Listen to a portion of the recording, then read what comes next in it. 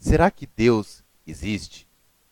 Essa é uma pergunta e tema interessantes para pararmos para conversar.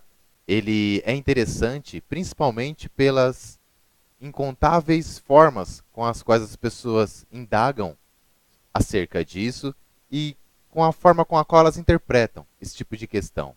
E as incontáveis paranoias delirantes que turvam suas visões, levando-as a se limitarem ainda mais para conseguir enxergar algo tão complexo e tão simples ao mesmo tempo.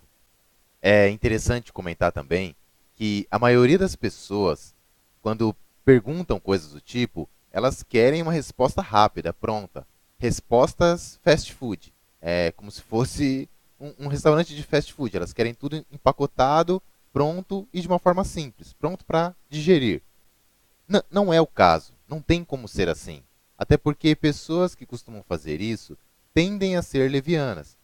Nesse caso, eu costumo dizer o seguinte: quando você faz certas indagações, é interessante que você, antes de chegar a uma resposta, que você reflita sobre algumas questões básicas anteriores a ela, que te façam refletir, para que você possa construir a sua interpretação, o seu conhecimento, o seu entendimento de tal ou qual fato, sem que alguém precise lhes dizer: é exatamente isso, é dessa forma, tem que ser assim.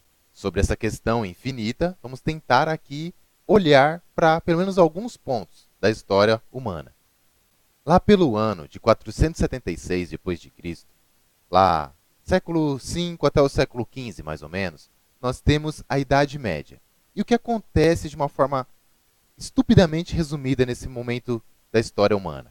Sempre que existe um grupo de pessoas, e esse grupo de pessoas vai aumentando em número, tem algumas delas que são mais espertas do que as outras, e elas resolvem dominar as coisas.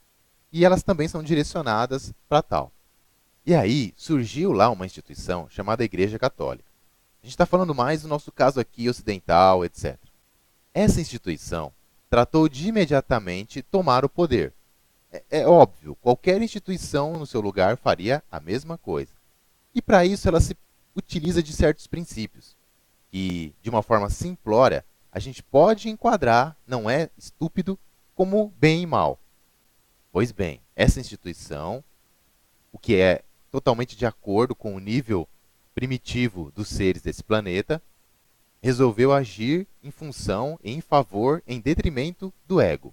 Então ela tratou de impor pontos de vista, formas de encarar a realidade, de se alienar as pessoas, que estivessem em total acordo com as suas próprias fragilidades, com a sua própria forma distorcida e inocente de encarar a vida.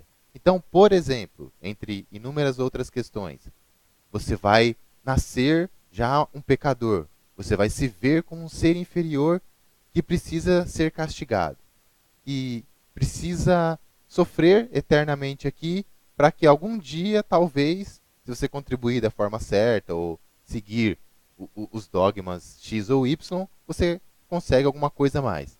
Um paraíso bizarro, onde você não vai fazer mais nada, enfim. Passa-se muito tempo. Então a gente tem lá, mais ou menos no século XV, tem lá o humanismo, homem como centro do universo. Aspirações, tentativas humanas de enxergar o mundo de uma outra forma. Não, eu estou cansado dessa situação, não aguento mais ser mandado, um Deus me dizendo o que fazer. Então vamos jogar toda essa ideia fora. Vamos matar Deus e vamos olhar as coisas pelo que elas são, pelo materialismo exacerbado, pelo olhar científico. E aí nós temos um renascimento espetacular de diversas formas, mas que em grande parte tendeu para um outro extremo, para o materialismo, para uma fuga desse Deus. Essa fuga, essa tentativa de tirar Deus da jogada, de uma certa forma, foi espetacular. Sem ela, seria impossível caminhar. Porque pela primeira vez, os humanos tiveram um, o desejo de pensar, de responder as perguntas por si próprios, realizados. Agora eles podiam pensar, podiam estudar, podiam viver livremente. E aí o humano foi para um outro extremo. E muitas correntes filosóficas, positivismo, iluminismo, etc., etc., foram interpretadas dessa forma. Um outro extremo. E para que não nos estendamos nesse assunto infinitamente, eu gostaria de apontar aqui na seguinte direção: a de que nenhum nem o outro ponto de vista existem.